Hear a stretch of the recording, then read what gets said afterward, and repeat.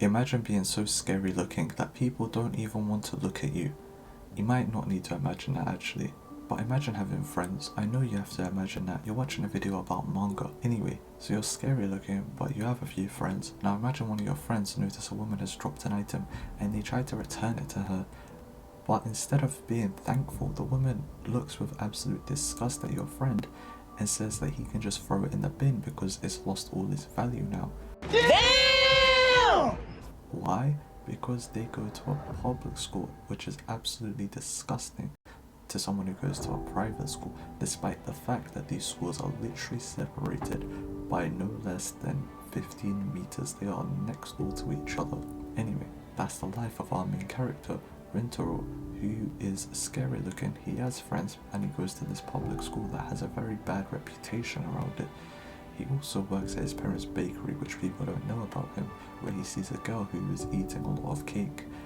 And he thinks to himself, wow, she's bad. Which is not what he actually said, but that's what I think he said in his head.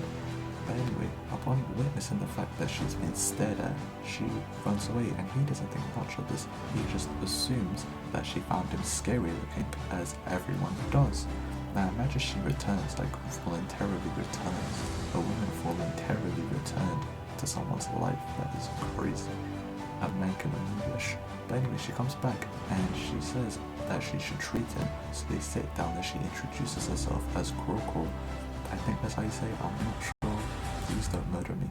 She then explains that she ran away not because he's scary, but instead she was running away because he was staring at her. Which is understandable, but Rintaro is confused as this has never happened, and she even goes as far as saying that she's never found him scary. But anyways, they part ways, and now Rintaro's mother decides to be an absolute woman and tells him to go make sure she's getting home okay.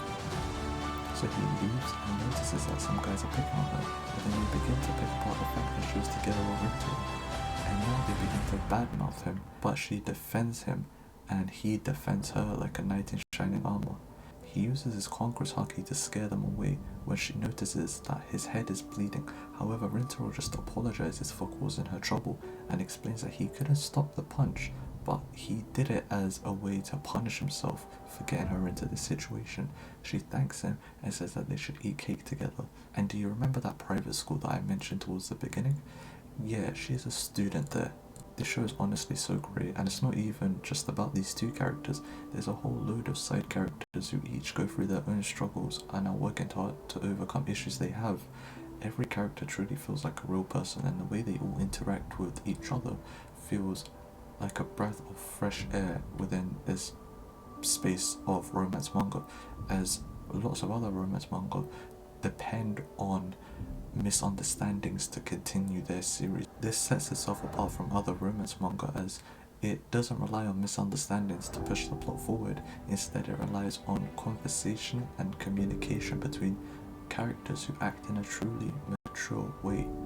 Do I even need to mention the artwork? Sometimes I have to sit back and just appreciate what my eyes are witnessing.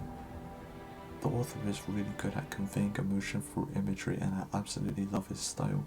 This show will make you laugh, cry, and probably give you type 2 diabetes, but I promise you it is worth the long-time health condition. And it's called The Fragrant Flower That Blooms with Dignity.